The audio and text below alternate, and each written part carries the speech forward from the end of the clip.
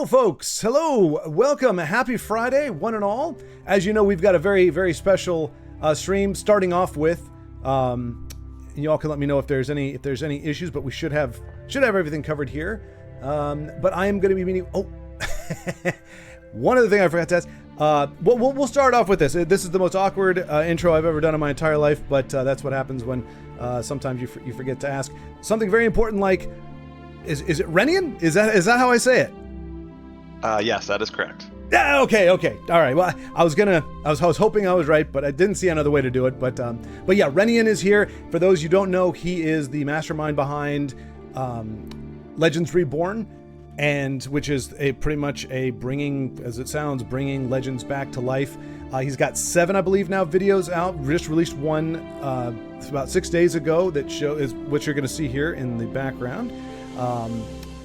And it's going to trip you up because this is supposed to be gone. We're not supposed to be seeing this anymore ever, and you are seeing it right behind your eyes. So if you want to see it, check out his channel. It's the name that's in the title of the stream. You can check out his channel there, and it's got, like I said, 7 different videos. It's going to has all the audio and everything on there. This is just kind of as a backdrop. But I see we got Big Hein, Eliza, Marius. I haven't seen you in forever. Hello, good to see you, sir.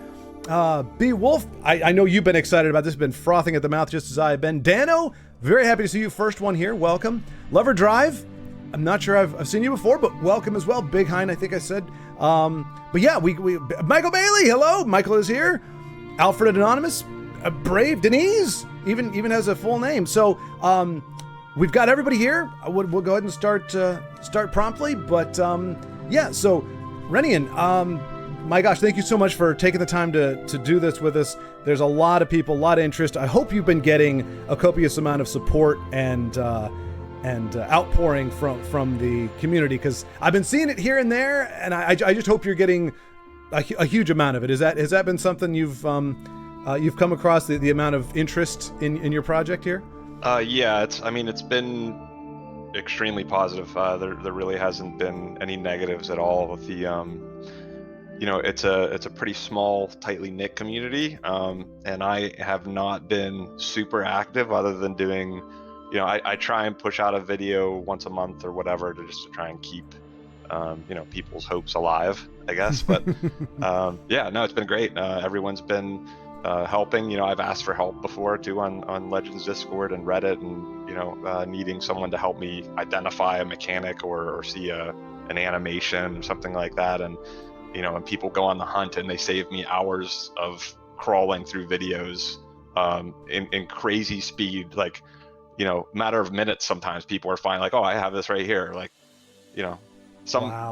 Yeah, it's a very, like, vague thing that you would think, and people are like, yeah, let me think, I recorded that video, of me playing this deck, and I'm sure I have it, and it's been wild. Fantastic. Well, I am glad, like I said, because I'm glad it's translating, because sometimes, you catch somebody by surprise. You're saying, oh man, there's so much people interested, and the person will be like, but yeah, I mean, I've hoped there would be, but I haven't really heard much on my end. I'm just glad to hear that people are looking out. But I'm glad that has been, that message has been. Oh, and there are premiums. I'm seeing premiums right now on here. Wow. Sorry, I don't want to jump ahead, but I just happened to notice that as we're going through this part. So, ton of questions, and folks in the chat there, we're gonna hopefully, I got about 10 questions for him, and hopefully some of the ones might be ones you're asking. We're gonna get through those as quickly as possible, and then open it up for any comments or any questions you have for him as well. We're just gonna start from the beginning. I know you addressed this in your very first video where you kind of did an intro to the project in general, but just for those who haven't seen it, and just to reiterate, when was it that the idea to do this, to take on this undertaking, came to you? And what you describe it as, it's similar to like emulation, like we talk about video game emulation. So what was the impetus for it? And then as you're going through the process, what, in layman's terms, what exactly are you doing to make this possible? Yeah. So I guess really, I mentioned it in my first video, but my first run at this was actually working on an EverQuest emulator way back, about, I don't know, 10, 15 years ago, just trying to learn and get that working. There's actually already an emulator for EverQuest, just as a side note, I just was kind of enjoying playing around with it. I gave up pretty quickly, but I've always been, intrigued by the process.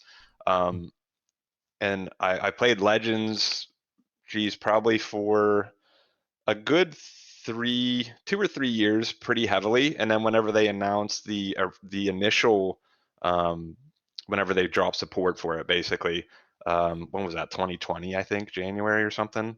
Mm-hmm. Um, I kind of stopped playing, kind of like everyone, right? Or a lot of people, I guess. It was kind of disheartening. They were, kind of giving up on it. Now, I never anticipated that they would, and they've done great by the community, I think, by keeping it alive for as long as they did, because I really figured like maybe a year, and that would be it. And they kept it going for like 5. So um, when the follow-up announcement came, which was actually a year ago tomorrow, Hey. of they were going to shut it down. Um, I started to play again, just like, well, let me get my last run of this thing in, and I got addicted to it. It's just, I don't know. I like card games in general. This card game, for some reason, just was very enjoyable. I'm a big sucker for the music, obviously. Mm-hmm. The art and the voiceovers and everything are fantastic, and I'm just a big Outer Schools fan in general. So when that happened, I started to just think like, okay, they've done this for other games, right? Games shut down. Um, Even games that haven't shut down, they do, private servers for World of Warcraft and things like that. And I just started to search it up, really, because I'm not a developer, and kind of look at what I do IT work. I do network engineering, so I have some skill in that regard, and that's kind of where the whole process starts. So since the servers were still live, you're able to essentially capture that data going back and forth between your client and their live servers. So the idea is, and again, yes, this is going to be in the weeds, probably going to be a little boring, but there's things that you can do to essentially intercept that traffic and kind of harvest it, right? And that's how these things work, is they capture that data, they break it open, they start looking at what's inside, figuring out how the client talks to the server, what the client wants to see from the server, and how that transmission works. It's obviously very complex, and it takes a long time.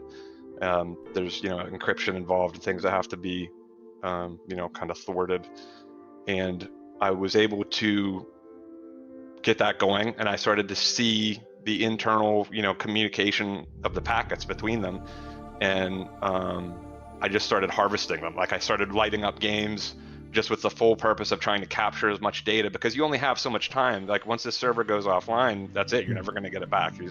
So that was really the goal. It ended poorly on my part, because I thought that it was the end of January is when it stopped. So I kind of got sidetracked building or working on some stuff with a full intent of using the last couple of days to capture as much data as I could. And they shut it down, I think 2 days before I thought. It was like the morning of the 30th, and I thought I had through the end of the 31st. Yeah, it was a weird date. Yeah.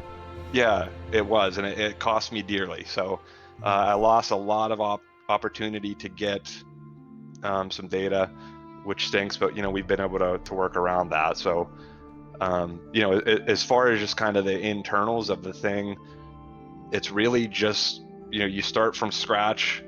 You make an application that can listen on the port, and you point the client to the port, and you start from there. And once the client's trying to connect to your server, then you start trying to feed back to it what it wants to see based on what you've captured. Like, hey, I know this packet needs to go back next. So, the client tries to log in, you got to send it back data. It tries to say, hey, what kind of, what's my inventory? Like, what cards do I have? You got to send that back.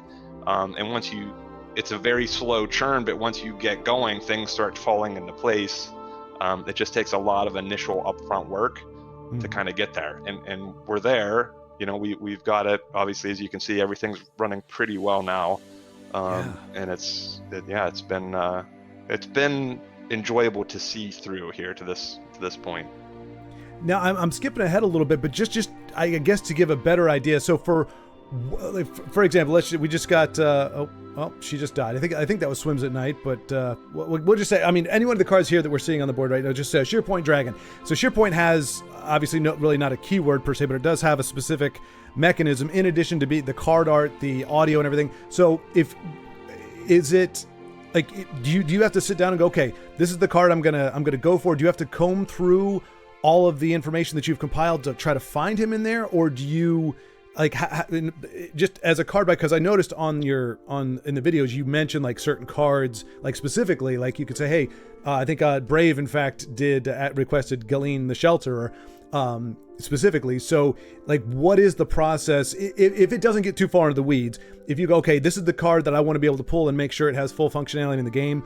What is that process from that's my idea to it actually showing up here? Yes. So that is complex. So as far as like the card art, the card itself, the voiceovers, all of that stuff, that's all client side. So I don't have to touch any of that. The client handles all that. All I really have to send it back is an ID number for that card.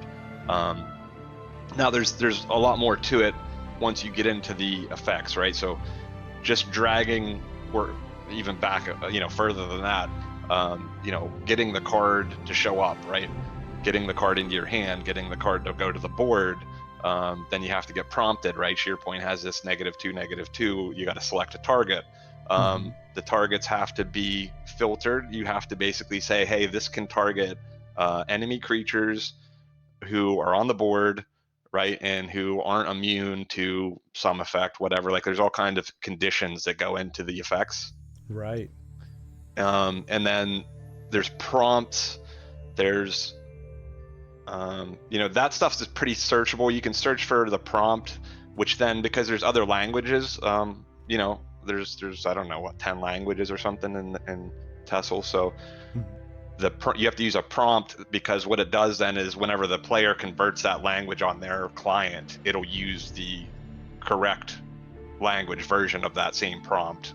If they change it to Russian or something like that. So it's a process, and the real crappy part about it is it takes a lot of testing, and that's a ton of time. Like, you can make one small change to the engine, because as you're building, you build for what you have. So I started, if you notice in my early videos, I mean, whether you do or not, I use this sharpshooter scout for almost everything, because she, you play her, she's got a prompt, she does damage, right? So I build the whole thing around, and I'm playing with just her, and I'm like Greystone Ravagers for prophecies and testing like that, right? And I'm doing all this stuff, and it all comes together. And then, Brave asks for, hey, let me see Galeen the Shelterer, right? So I throw him in there, and all of a sudden, like, this one thing doesn't line up, and it requires me to change all of this other stuff, and everything breaks behind, you know what I mean? So each card that you iterate through, everything could possibly change, and then you have to go back and retest everything every time. So if you think about, there's 1,800 cards in here, and as you go through them, everything requires a full retest essentially back. So it's the amount of progress we did in 10 months is crazy.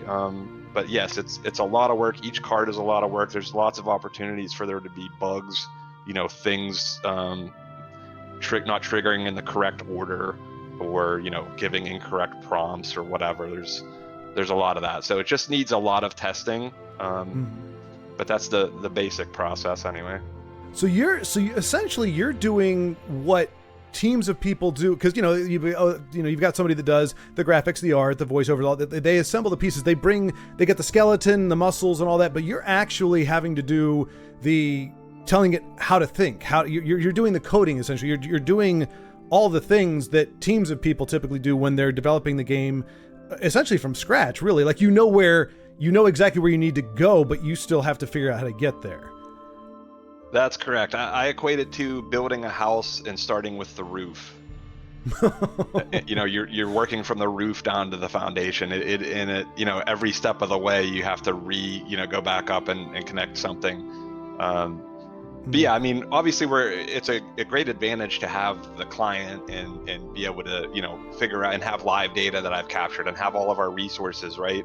The UESP pages are unbelievable. Like the amount of information those guys captured on the game, down to like specific quest rewards, like 15 gold, and like all of the quests and the ordering and everything. They even put in like random things that happen during like a game, like, hey, if you manage to like draw 2 cards from this card, you know, 1 card will overdraw into your hand and it'll be 11. And it's like this completely thing that no one would have ever really, you know, maybe 1 in a million times someone actually had this happen, and they have it documented in there. So Right. that's a big advantage to have all that, and it's really helped for sure.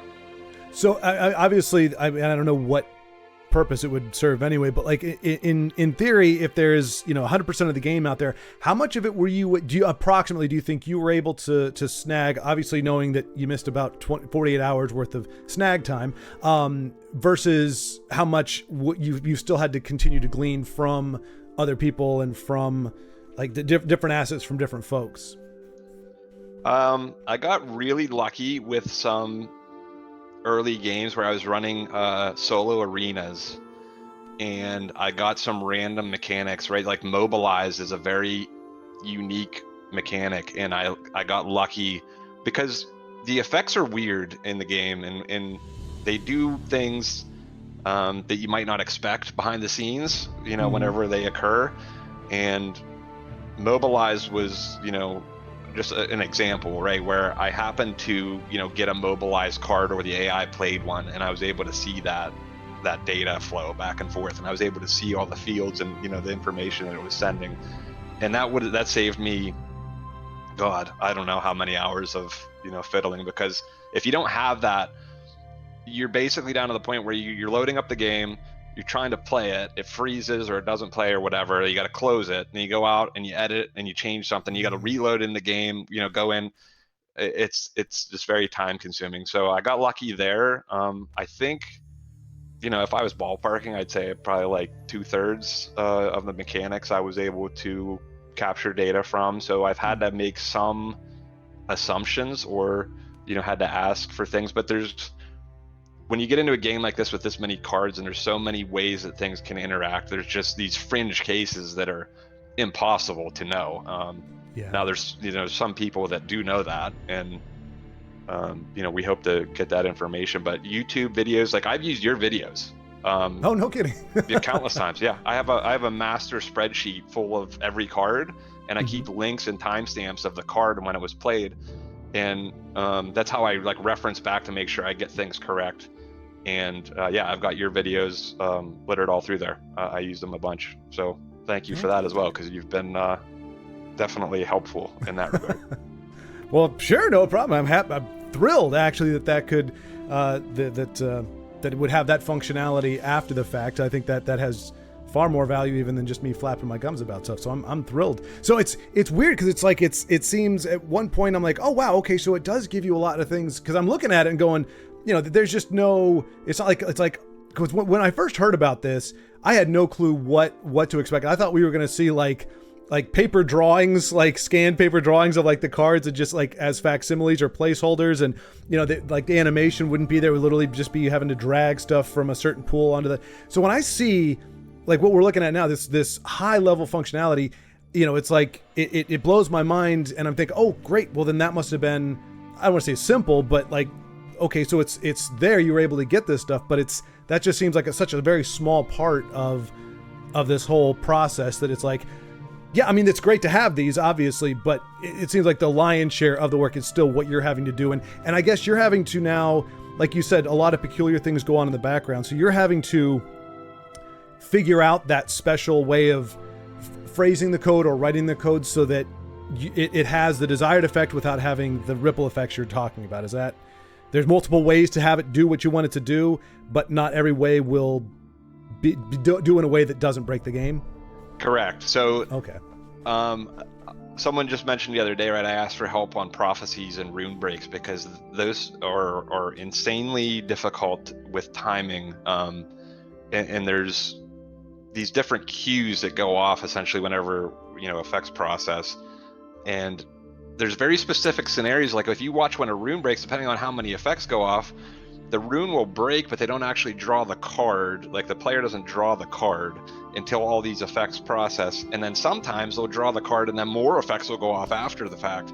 Oh yeah. And yeah, I mean, you just have to, like, that's been a big one. You know, the back end engine and like the turn flow, you know, in dealing with the effects and the ordering, because there's just so many, has really been the bulk of the work. And yes, I mean, like, rune breaks, prophecies, and everything comes with all these questions, because you go through it and like I play it and I'm like, okay, this feels good, right? And then I watch someone's video and I'm immediately like, I see someone, you know, attack something and then this effect doesn't go off, but its other one does. And I'm looking at mine and it's in reverse order. So I'm immediately like, oh God, what, you know, so I got to go back in and I'm trying to replicate how it looks. So I've actually, that's a lot of my testing has started to become like, load up someone's YouTube video, set up my board like they have theirs, do what they do, and see if it works the same way. You know, and make the necessary adjustments as I can make them.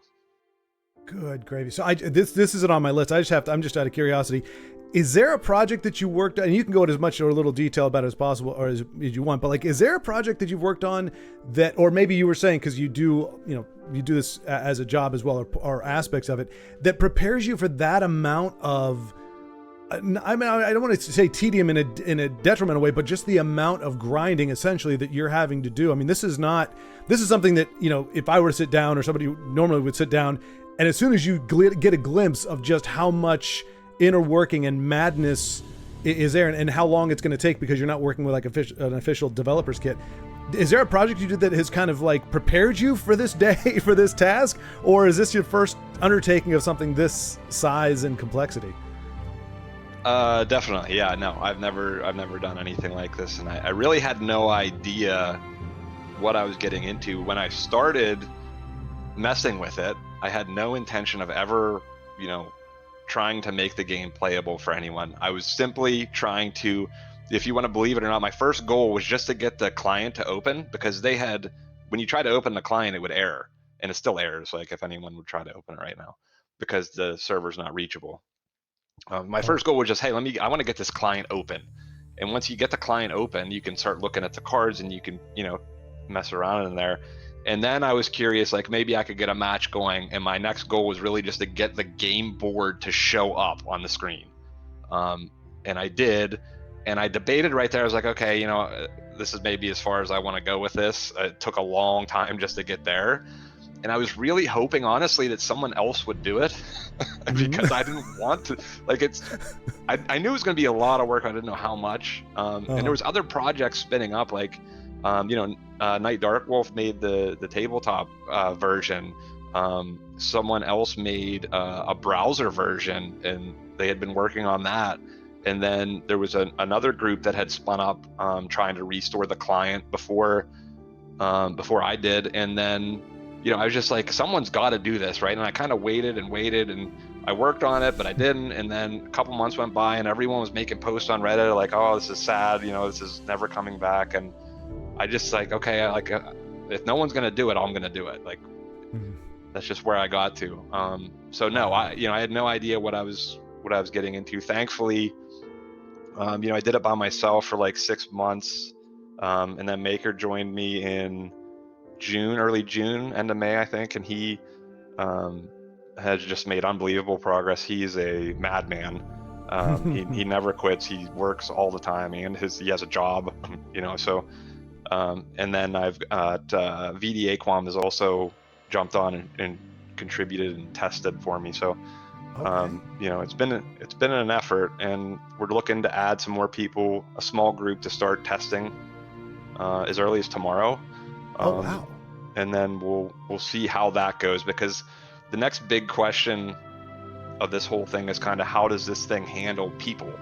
And when you're adding people, multiplayers over the internet, things like that, you're getting into costs, right? Server costs, hosting costs. I've already, you know, paid some stuff for, you know, domains and things like that, and Maker's been using his own, you know, money for things. So we have zero intention of ever taking a penny from anyone. At the same time, we're we're funding the effort on top of all, doing the work, but it's, it's just, it's very satisfying. I think I mentioned to you before, to me, like when I played multiplayer with Maker in that one video where we showed the multiplayer, that was his first time. Like he didn't know what he was getting. Like I was like, oh, let's try and test it, right? I knew it was gonna work. Right. And his reaction, like, I don't know, it still brings a smile. Like he was just so excited, and I was like, this is kind of what people want, right? That's what I enjoy now about it, is really like seeing people's reaction, hearing people's reaction to being able to play it again, because it's just, it's something that no one thought they were going to get to do, and then, it randomly comes back and they're excited, and it makes it worth it.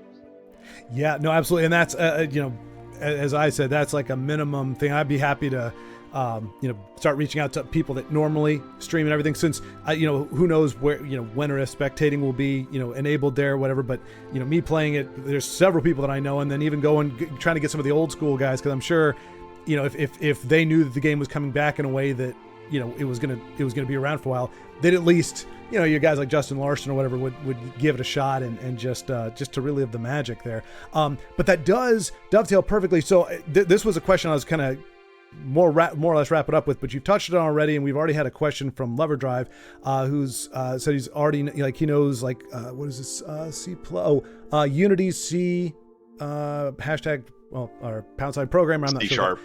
See, okay, there you go. See, I was like, I knew what C+ was, but I've never seen, I was like, way to throw a wrench in the work there. C#, okay, C# programmer. Is there anything I could do to help? So I guess this would be a good form here, and I can maybe put it in chat, or I'll put it in the description, but like one for, like you said, you need play testers or people to test it out, how they can either best, contact you to offer their services. Two, if there's people that, if you do need more people like Maker to help you on the programming side, is there, do you need that? Is there a track for that? And then the third, monetary, if there is a way, whether it's a Patreon or just something, because people in chat have seen it here, and people have said it before. They're like, I am willing to 100% contribute, like to bring it back monetarily. So for the people that do want to support, are there ways to do that? And is, like, I don't know if this is the best forum to do it, but what like destination could we go? If you want to do this, go here and submit your name to this. Like, how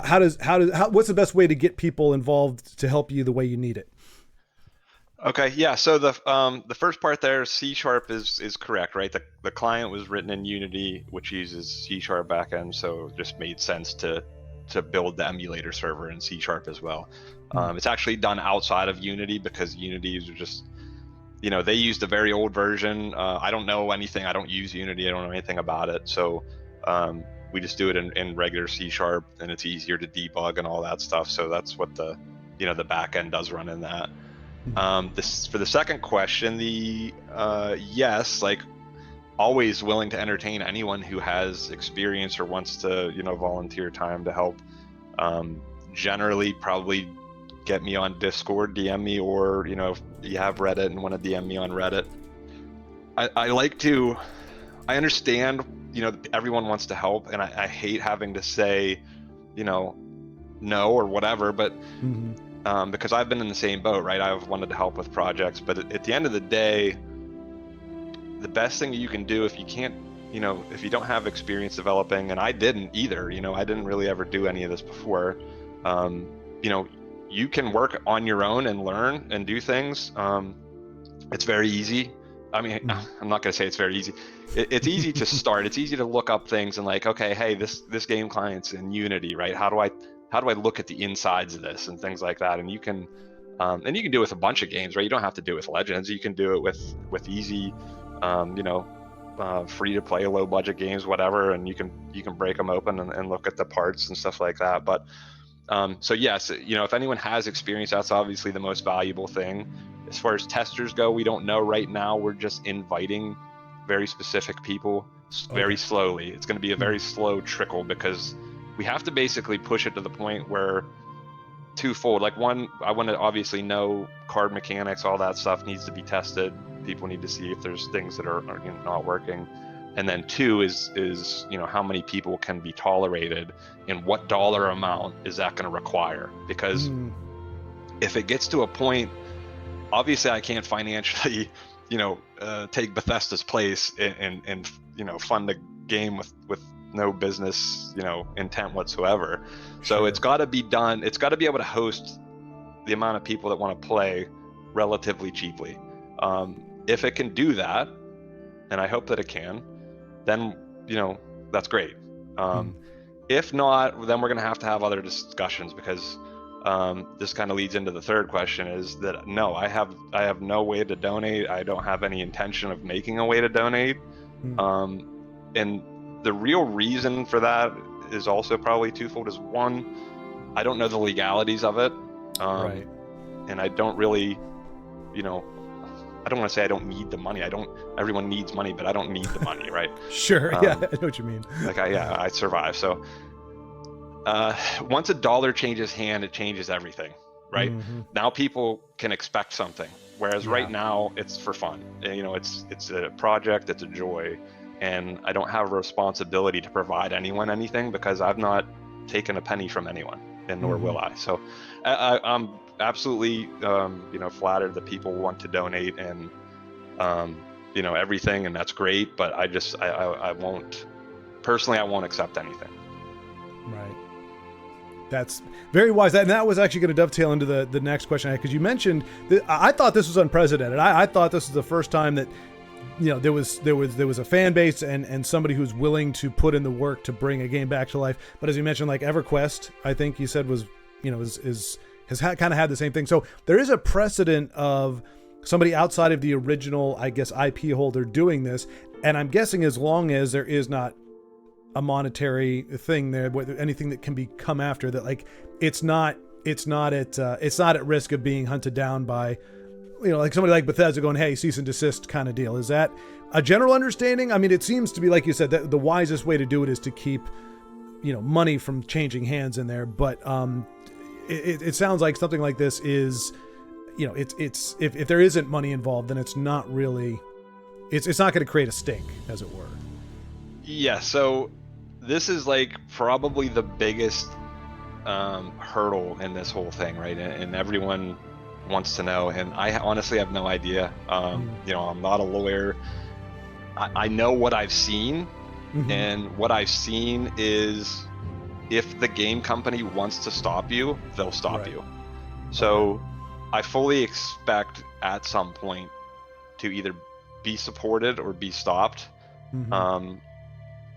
My hope is, so using past precedents, it's very strange, because so if you're talking about EverQuest, right, there's actually, EverQuest is still a live game that still charges money for people to play it.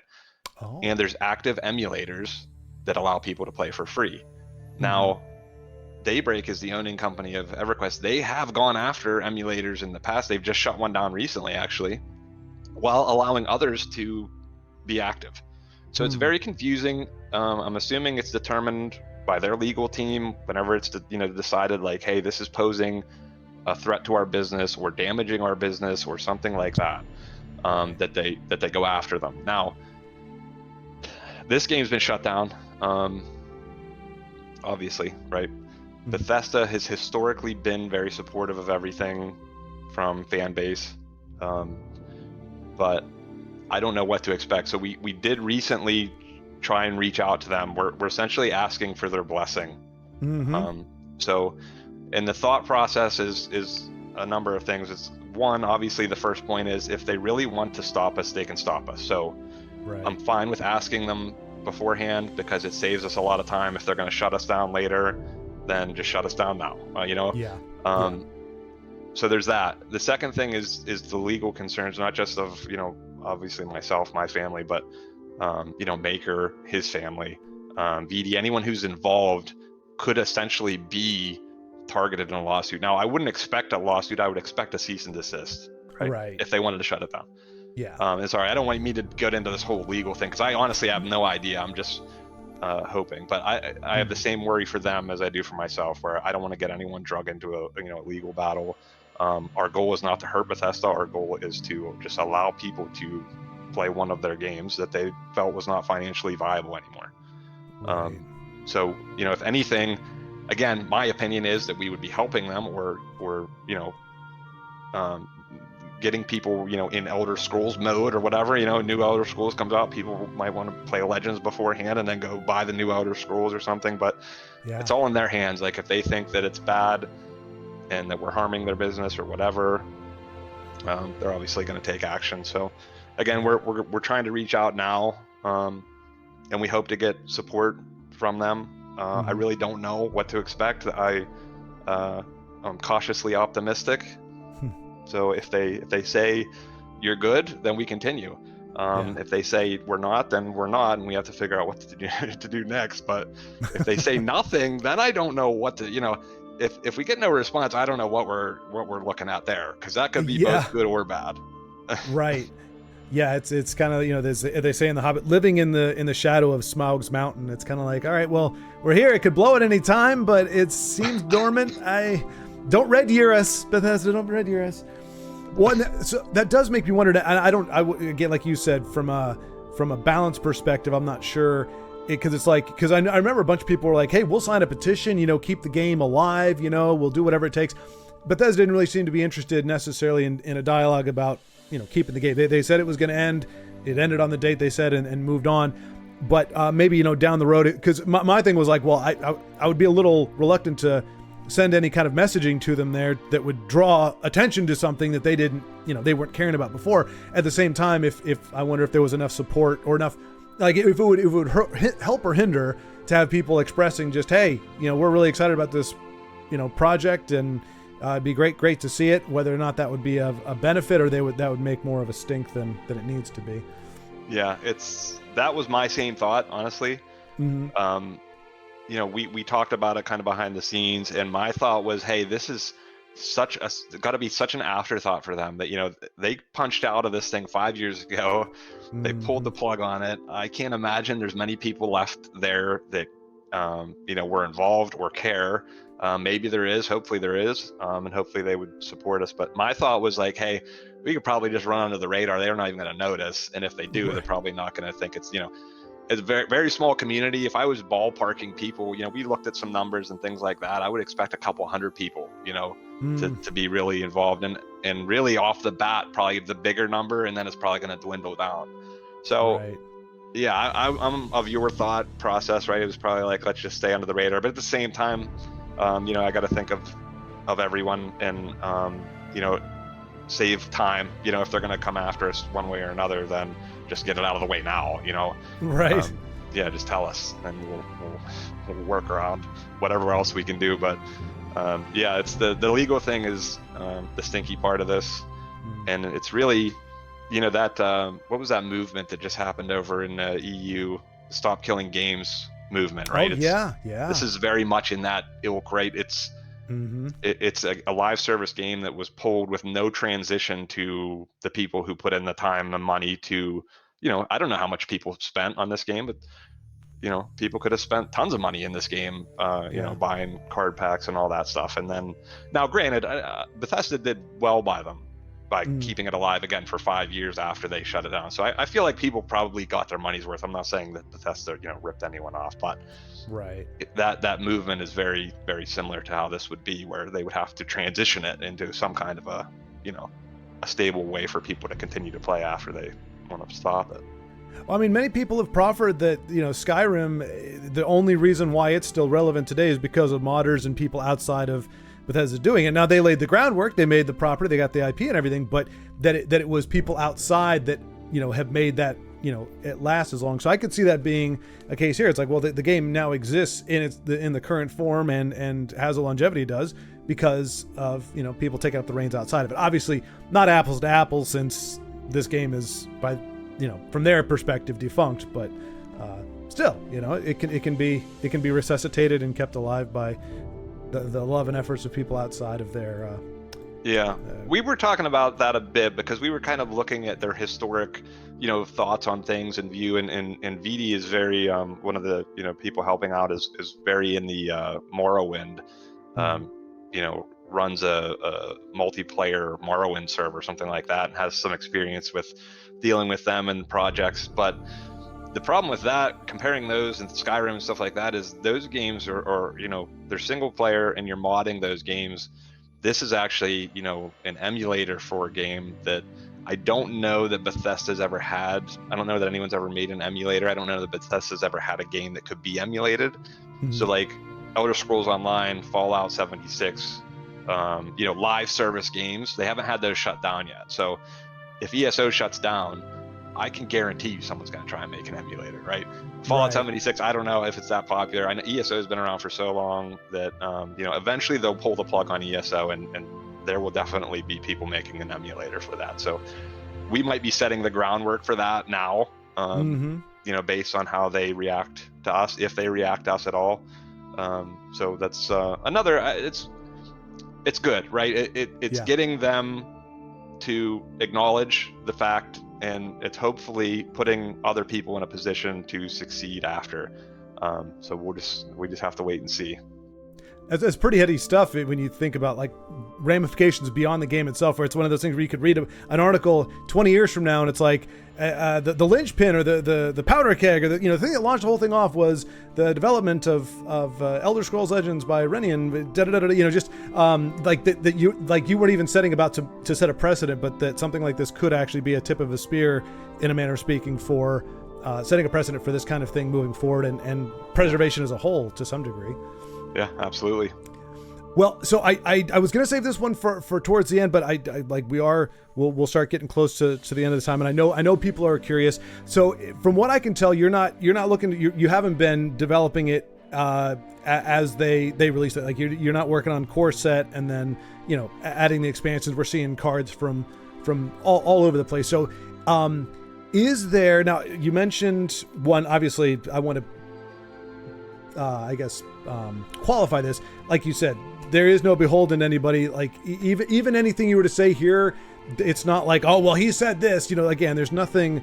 Not trying to put you on the spot, but obviously there are a lot of people that are like salivating, probably literally at this point, especially seeing what they're seeing.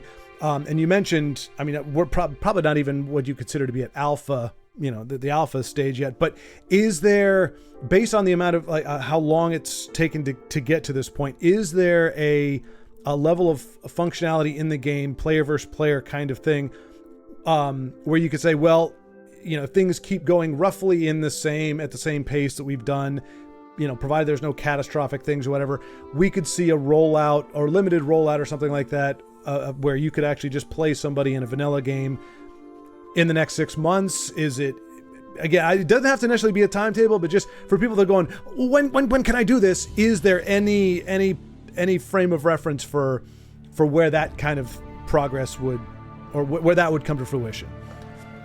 I have stuff in my head, but I've never discussed anything with anyone. So I'm a big sucker for nostalgia. So tomorrow being, the year since they've announced that it was shutting down, and we're starting our first alpha test. The next, milestone would be the end of January when they shut it down. So I would love to hit that. I'd be elated, right? So yeah, the problem is there's so many unknowns, and the fact that no one has touched it outside of 3 of us, right, is just, everything could change, and so many things could happen. Bethesda could stop us. We could find out it's going to cost way too much money a month to try and host it. Now we have other alternatives. We have other options. We could switch to something else and try and my goal, while it would be great to restore the game completely and allow everyone to play it as they were, my goal is to allow people who wanted to play it. So however we can accomplish that legally, that's what I want to do. So but yeah, the end of January would be great, just to hit the shutdown mark. And as far as the cards go, the cards are completed, so everything's in. I did work on Invade. My last mechanics were Invade, Cringe, right? I was about to say, why? Why though? Why that could just get worked in at some later time. Dude, it sucked to put in Invade. It was so bad. Like, one, I never played it and I hated playing against it, so I literally really didn't know how it worked. I knew the idea of it, but a lot of times when people throw out those cards, I just fucking auto quit or whatever. Like, I don't want to deal with this. Yep. But anyway, yeah, I put that in. Wax Wayne had to go in, and Consume had to go in, and those were the last three like big mechanics. I had thought about throwing together another video with those in there. I don't know if I'll do that or not, but so yeah, all the cards are in, and now we're in testing and cleanup. So that's a big reason why we're trying to add some more people. I play. It's going to sound horrible to everyone else, but I've played so much Legends in the past couple months. It's really sickening to like. I play the same cards and the same decks, and I'm like, man, I don't know that I'm really giving this a good test. Like I keep, I'm reanimating the whatever stupid, Maker loves the dragon decks, right? So like we have really good tests on like a very small subset of cards that we play repeatedly. So we just need people to get in and start messing with other decks and other mechanics. And I'm honestly terrified. Like I feel like the whole thing's gonna come crashing down when people start going ham on things, because especially against the AI, like if you play single player, and there's videos on YouTube of people really trying to break the game. Like if you're playing against the AI, you can really do anything you want if you set it up right. And I've watched a video, I've got one saved where I was going to try and replicate, where this dude pushes his magic at a 999 and his life to 999 and all the cards on board to 999 999s. And there's like all these safeguards that have to be put in to prevent everything from breaking when people do stuff like that. And that's the stuff that you have to think about. And I don't have any appreciation of that in real life. Like outside of before I got into this, like I didn't really think about stuff like that. Like these poor people who made this game have to think about all these idiots who are going to go in and sit against the AI and try and do all this insane stuff that no one else would ever try. Right. And it's going to break the game. So how do I stop that? Yeah. And now we have to think about it. Well, I guess the one upside in that regard is like you were saying. I mean, I was hoping, in my mind, I was thinking we might have 2,000 or 3,000 was my maybe optimistic hope or thought. But but whether it's that or, because that's still a comparatively small number, but if it's the several hundred people you're talking about, like the gratitude they just have the game is gonna be like, somebody may go rogue and be like, oh, I'm gonna try some bonker stuff, but I think the community that is wanting to play this, none of us are trying to, like, we just want to have a fair one-on-one game. And yeah, maybe you got some control players, taking us to turn 50 or something. But for the most part, like nobody's actively trying to break it, because we don't want it to break. We want it to work, But now this does beg it doesn't beg the question. This is greedy. But this is just my curiosity, pie in the sky kind of thing. Because you mentioned invade, so you open the door. Is it possible, once everything is set, done, and again, I'm not saying like let's plan on this. Just pure speculative curiosity. Once everything is in place, everything's working like a well-oiled machine, is there the freedom at that point, or the ability to do something as small as like a balance update, where you say, okay, this card is only going to do a -2 instead of a -3 up to like completely like like almost a wholesale nerf of like invade, like an entire mechanic where you go through and do a rebalancing? Is that a possibility, and B, even a desire? Or is it just, like you said, want people to be able to play the game as it was? Is that even something in the back of your mind, like, maybe the balance that they didn't mess with in those last phases? Or it's like, no, people need the game just as it was, and that's kind of excessive, or that's fan fiction at that point? So there's a couple things there.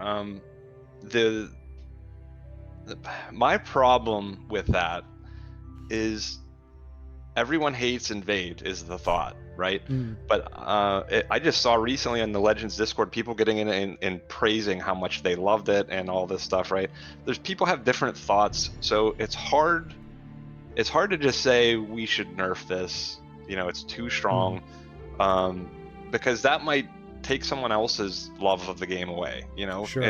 and for what, right? Because you don't like it, right? So it's my real, like, the first thought I had was just bring it back as it was, Right.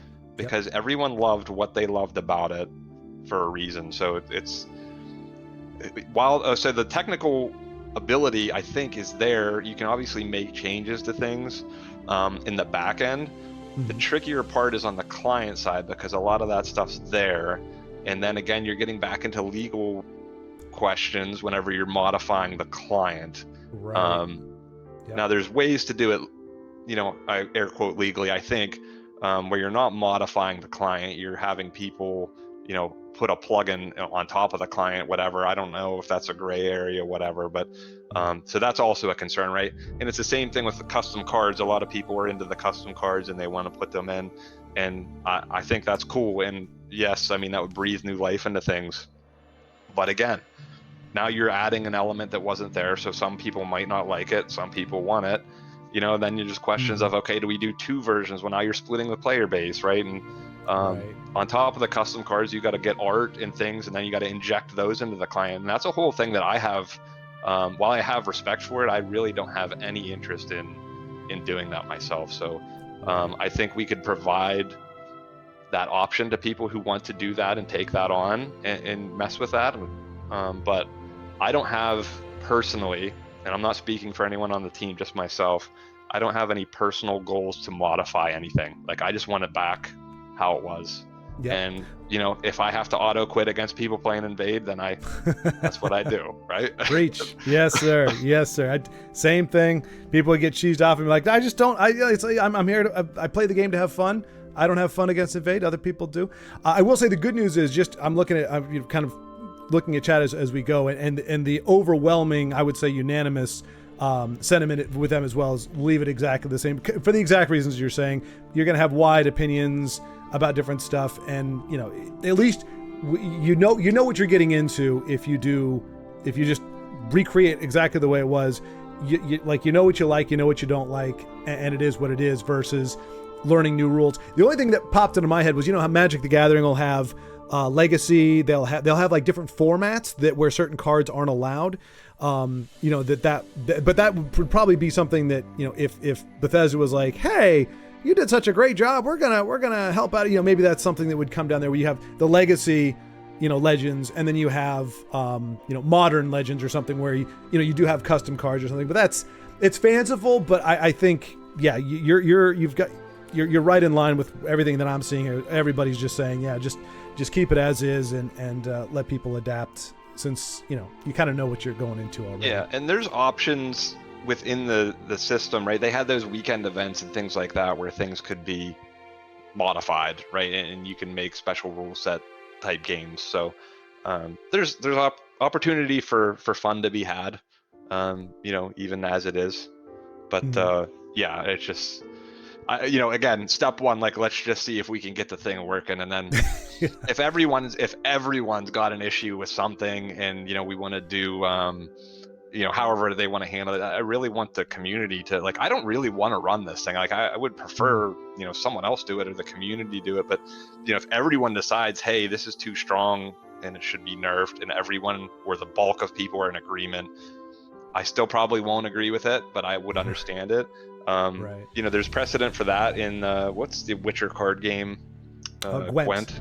I think I read somewhere that they're doing, did they do an emulator or something for that, and they're doing nerfs and whatnot, and I've read positive reaction to that, if I'm remembering that correctly. So it can happen, but again, I think it's just got to be very controlled and thought out, if it did happen. Right. Yeah, for sure.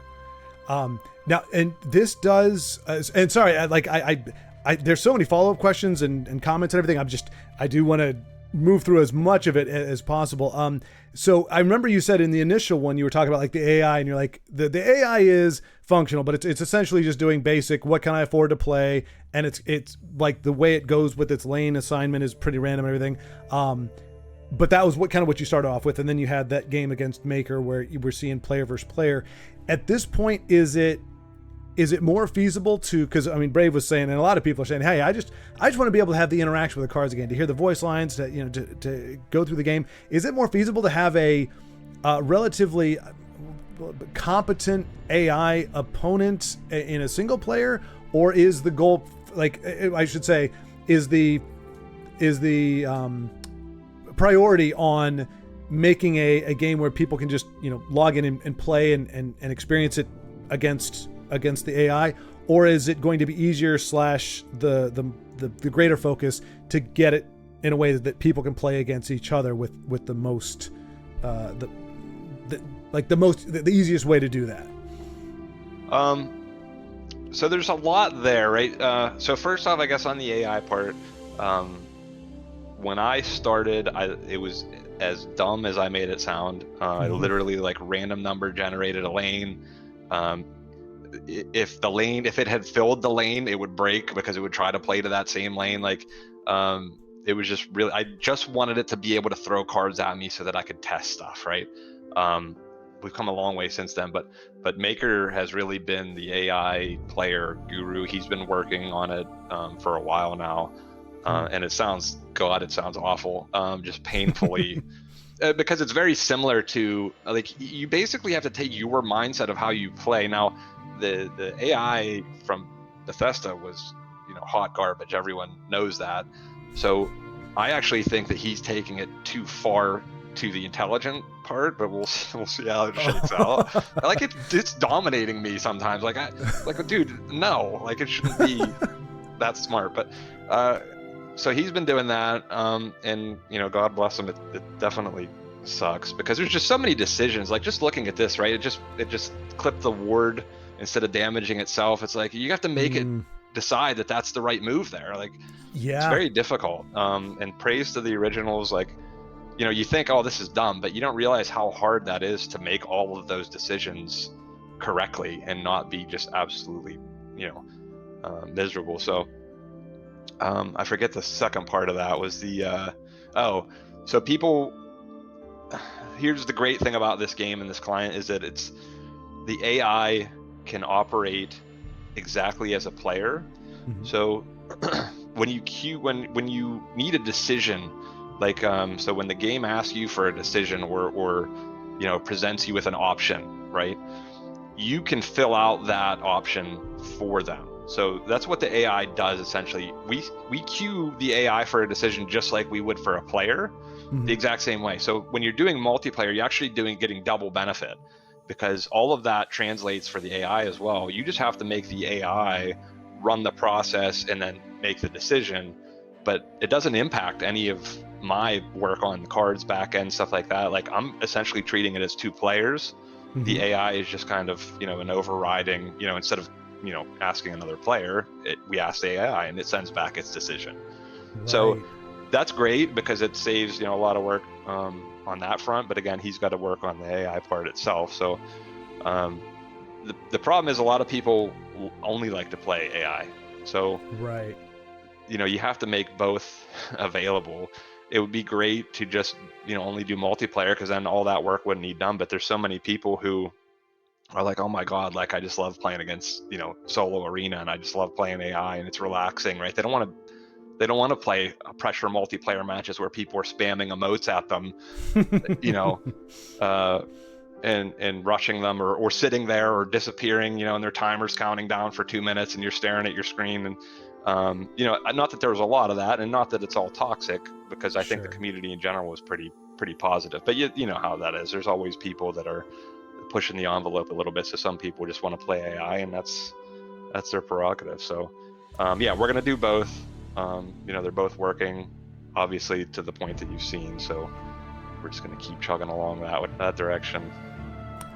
Alrighty, fantastic. Well, I do want to tack this on because you said you've been getting this question a lot, so hopefully this will alleviate it from you getting in the future. And I was curious as well. We already have seen it, so I guess it's already been spoiled a little bit. You mentioned all the cards are in. Does all those cards, do those include premiums and or alternate art?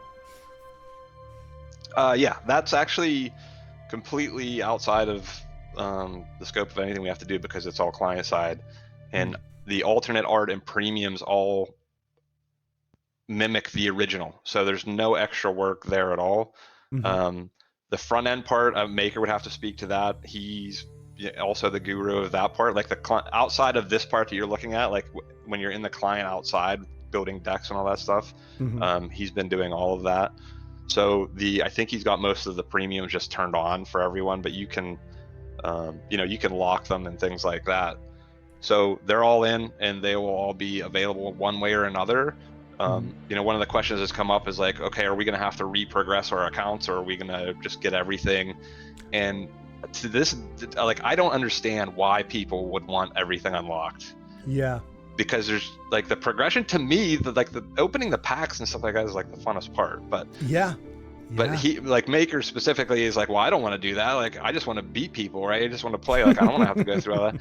And it's like, it's another one of those things. It's like, well, how I like to, or how I want to enjoy the game, other people, don't want to have to do that again. Like, they were happy to get it done the first time. So we're going to try and figure out a way where basically you can choose. If you want everything open, you can open everything. If you want to lock it and progress through, you can progress through. You're going to be putting yourself obviously at a disadvantage, not having cards unlocked. But Christ, you can beat people with crappy decks. Like, I get beat by crappy decks all the time. You can get beat by common rare decks, and you can have all uniques and legendaries or whatever, and you can still lose. So that's kind of one of the beauty things about card games. Exactly. Yeah. No, absolutely. And now, does that, sorry, I know this will be the last one. Is that indicative that, like, I mean, we're talking everything from story mode, because story is where you unlock a lot of the cards, like everything from that up to, and I say this obviously because that was towards the end, that's what I was doing most, was like the spectating. Is the goal, or is the idea, is it absolute full functionality from start to finish, or are there certain things at this point we're going, probably have to do without these, or I don't know exactly how we would make that work yet? Or is it all, as you said, between the client, being able to pull stuff from the client and everything, it's all there, it's just a matter of piecing it together at the right time? I mean, I'm probably a perfectionist to a fault, so I want everything and I want it to work exactly the same. So that doesn't mean that it's going to be like that, but again, I'm not the glaze maker anymore than I already have, but he started to mess around with the scenarios, and again, praise to the original people. They made it so that it's essentially very similar to a regular match, right? When you go into the story mode and scenarios, campaigns, stuff like that, all it's really doing is setting the board up with other conditions behind the scenes. Like, you start with this much health, or the AI has these cards on the board already and things like that. So it's very doable, but again, it's going to be a lot of work. It's going to be a lot of watching people play through those and make sure that the things are happening that should be happening. But the cinematics, all that front end stuff is all in the client, so it's just like everything else. The client, when someone clicks the button, the client sends a message to the server. You got to be able to say, okay, this is what it wants to do, send back what it needs to see, and make the thing happen. But it's my anticipation right now is that will all be able to be done, and it's just a matter of time. Wow. Or any, thank you. I mean, still, there's so much, just in general. I'm just a very curious person. This is incredibly fascinating, but I really appreciate your time to you taking the time out to, obviously you're eating and breathing this like on a day. Oh my gosh, I didn't even Jarl Balgrup. I for some reason I never saw that. And there's Denise's card, Thorana. So yeah, Thorana, Denise, you'll be able to have a premium Thorana like you've always wanted. Yeah, just incredible appreciation for what you're doing. And again, like you said, the perfection mentality, whether or not it ends up being fulfilled, just the idea that somebody with that kind of love and capability for the game is doing this. It's phenomenal. And I mean, I've heard so many people just very emotional on the negative side of things, just going, I miss this game so much, because despite how many knockoffs there are of anything, how many alternatives and everything that's out there for just about everything, nobody's tried to make a game that plays like Legends. Like, Eternal is a great game, but it's not Legends. Magic is completely different. Like, Hearthstone may be the closest in some ways, but it's it's much more simplified. So there isn't an alternative. And so the fact that you're willing and able to bring back the one and only game that plays the way this one does is huge. So as much grief as there is over its passing, there's that much more excitement over what you and Maker and there was a third gentleman you mentioned as well. Vidi. VIDI. Oh, VIDI. Okay, so we got Maker and VIDI. And both of whom, I'm guessing, like you, were adamant players at the time, or Yes, they both Okay. have a lot of passion for this. Just speaking real quick to that, because you Yeah. reminded me of so a Reddit post that actually came through sometime after the game shut down was a gentleman, I think, talking about his son who had, I'm going to butcher it. It was some kind of stage of autism, like, I don't know what the stages are, 3 or something, but trying to think back. And he, whatever, this game helped him, like for whatever reason, his son. Um, Hmm. and when it shut down, they were having trouble explaining to him what was happening, why he couldn't play it, whatever.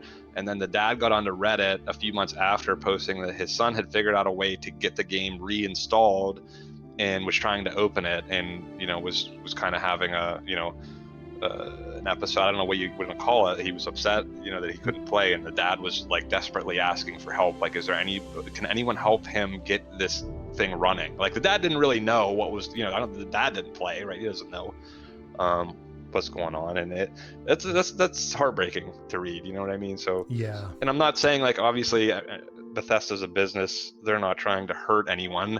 They're trying to make money. Like, they have a financial duty and everything. So I don't blame, obviously, them, nor should anyone. But if we can give that back, if we can give the ability for people to enjoy it, without Bethesda's financial assistance, then again, I hope that we can make that possible. Yeah, Brave said the same. Denise said the same thing. She's glad you mentioned that because apparently she was familiar with that story as well. So, yeah. So again, I know you've got the duties and on. I took you a few minutes over anyway, but again, thank you so much for this. Maybe we can touch base at some point in the future. Again, I don't want to be taking away a lot of your time talking about something that you're trying to actually accomplish, but it's been exciting to hear. And to appreciate, really, I think that was a big thing for me. I wanted to understand the amount of work you're putting in to make this thing happen, and I certainly have a better understanding. Hopefully, everybody else does as well.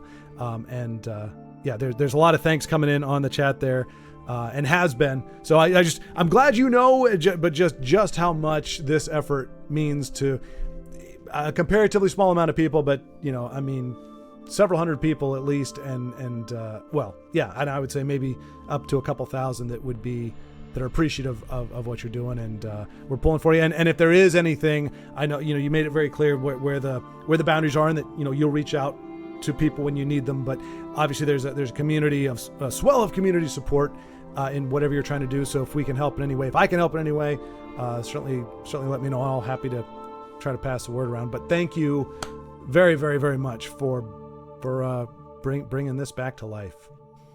Absolutely, yeah. No, thank you for having me. It was super fun. I enjoy talking about it, so happy to come back anytime. Fantastic. All right, sir. We have a fantastic evening, and we will talk to you soon. Sounds good. Thank you. Mm-hmm.